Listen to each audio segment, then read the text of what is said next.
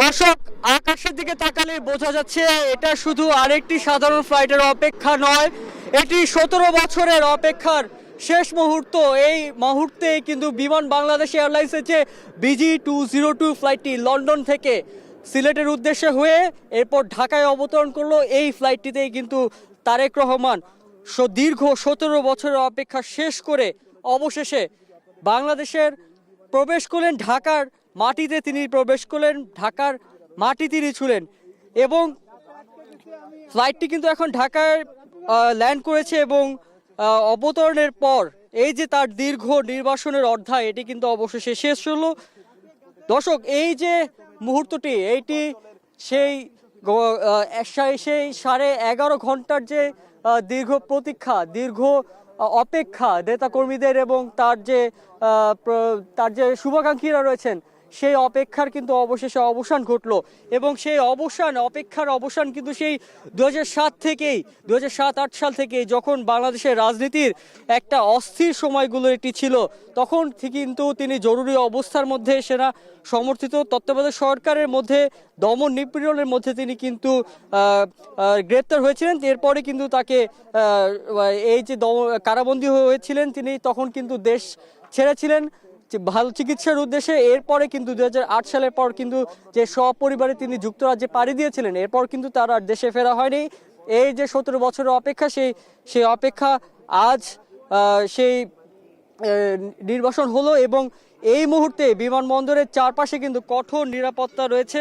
আমরা যতটুকু জানতে পেরেছি যে প্রথমে তারেক রহমানের যে বহরটি সেটি তিনি ল্যান্ড করার পর টার্মিনাল 2-তে তার যে ভিআইপি টার্মিনাল সেইখানে তাকে নামার পর তাকে হেলিকপ্টার যোগে নিয়ে যাওয়ার কথা ছিল, কিন্তু সেটি কিন্তু শেষ মুহূর্তে এসে সিদ্ধান্ত থেকে সরিয়ে এসেছে এবং তার যে বুলেট প্রুফ গাড়িটি রয়েছে সেই বুলেট প্রুফ গাড়িটিতে চড়ে কিন্তু তিনি বাই রোডে করে তিনি প্রথমে সংবর্ধনা নিতে যাবেন রাজধানী 300 ফিট এলাকাতে। সেখানে একটি মঞ্চ প্রস্তুত করা হয়েছে, সেই মঞ্চে কিন্তু আপনাকেই বলছি, ইন্স্যুরেন্স করলে সিটিতে সুরক্ষা পাবেন নিশ্চিত।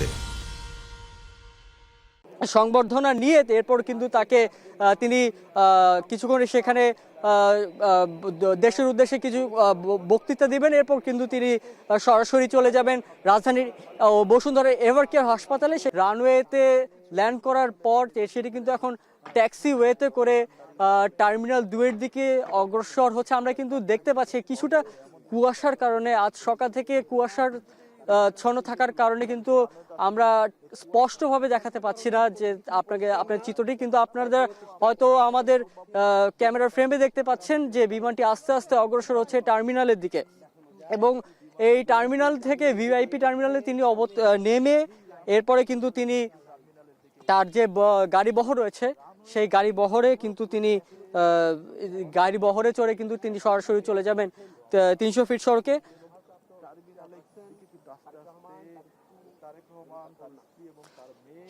তিনি যে টার্মিনাল 2-এ নামবেন, এখানে কিন্তু তাকে স্বাগত জানাতে বিএনপির যে শীর্ষ দলের নেতারা রয়েছেন তারা কিন্তু রাজধানীর শাহজালাল আন্তর্জাতিক বিমানবন্দর রয়েছে সেখানে কিন্তু তারা রয়েছেন এবং তারা কিন্তু যে এত বছরের যে অপেক্ষা, তারা কিন্তু সেই অপেক্ষার অবসান ঘটিয়ে তাদের যে নেতা রয়েছেন তাদের নেতাকে কিন্তু তারা বরণ করতে এখন প্রস্তুত। এই বিমানবন্দর থেকে বেরিয়ে তিনি যাবেন দলীয় নেতাকর্মীদের আয়োজনের সংবর্ধনায়।